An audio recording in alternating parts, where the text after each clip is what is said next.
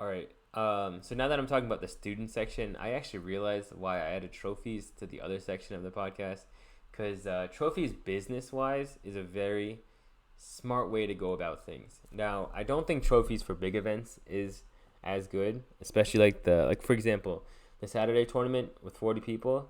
You want like big prices, like not like a crazy prices, but like $500 first place or $200 first place. That seems more fitting.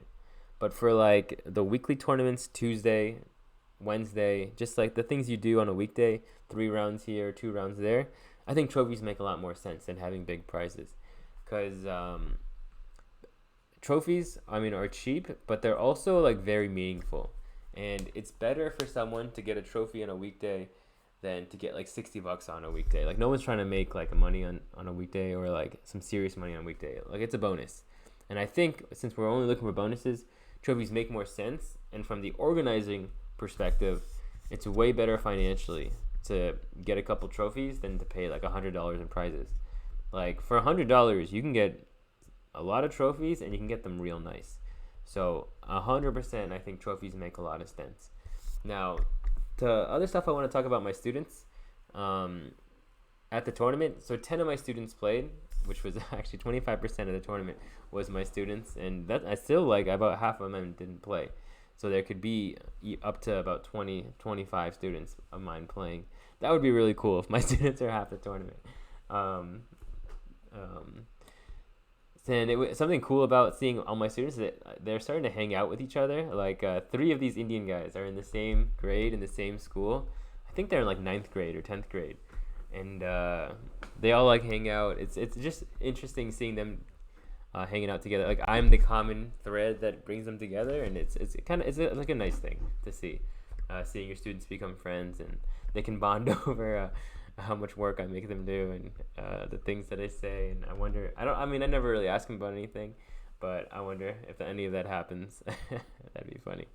Or like the stupid things I say or the funny things I say. I don't know. One day maybe when I'll find out. But it is really cool because, I mean, once again, I'm building this community of people that I all want them to get better and improve. Um, and then the other two things that I'm going to talk about really are showing the growth in my students. So the first thing is opening spreadsheets and color coordinating and writing stuff down. So I'm actually going to even use the video for this. So if you go on YouTube, you can kind of see what's going on with the spreadsheets. So I'm color coordinating them. Actually, let me add the common mistakes. So the way this works is I've broken all the notes down into 4 main categories. So the main categories are going to be opening, middle game, end game, general mistakes, and common mistakes. So the color coordination that goes with this is I made green opening, middle game yellow, red end game. Just the basic stoplight.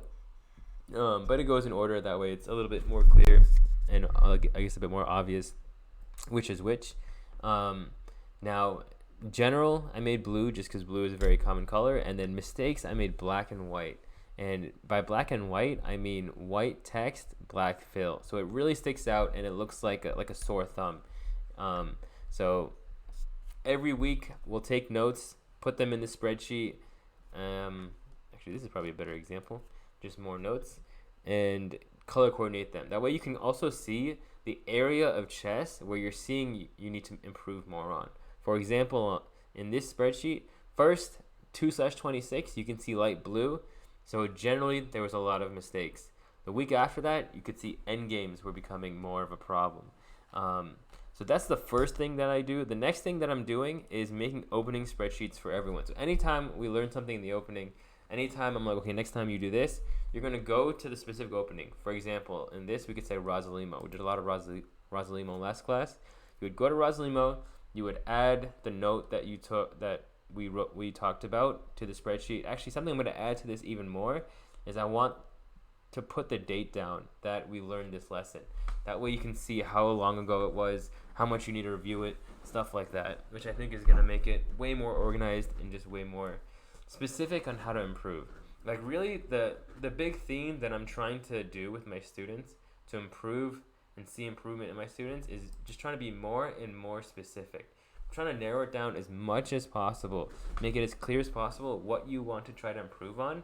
That way, like, it's gonna be easier to improve. Otherwise, if you stay general, you get general results. If you become specific, you're gonna know exactly what to do specifically, and you're gonna get results because you're fixing exactly what's making you have problems, not what might make you have problems. So I think that's a really cool thing that I've been doing for my students. The color coordinating, adding the opening element, and just making them write stuff down. Now, common mistakes, my fix for this is, let's say, for example, a common mistake a student is making is whenever they're winning, they're not trading. So I'll make them write, when winning, keep it simple, or trade when winning, trade queens when winning. And every 5 times you make that mistake, you have to write it down that many times, or at least 5 times. So let's say you don't trade, don't trade, don't trade, don't trade, don't trade. The 5th time that happens, when it says times 5, you're writing it down 5 times. And then let's say a couple weeks later, you've been accumulating and you get to times 10. Now you're going to write it down either another 5 times or another 10 times.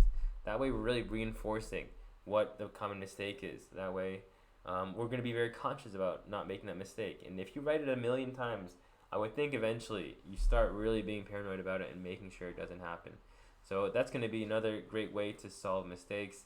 And kind of the culmination of all of this really just happened today, or this evening.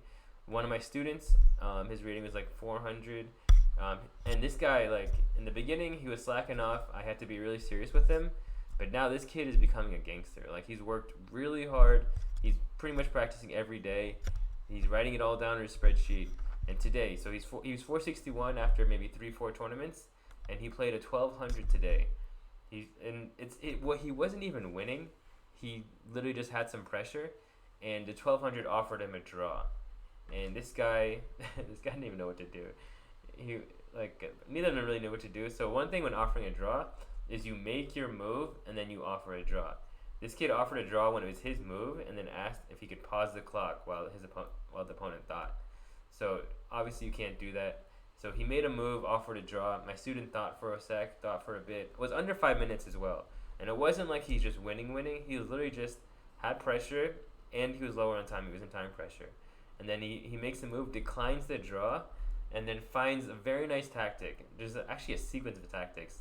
I think he could have made it a bit easier, but a sequence of tactics like boom, boom, boom, with this super nice double checkmate at the end. So it was a very cool way to finish off that game. And I mean, he's 460 provisional.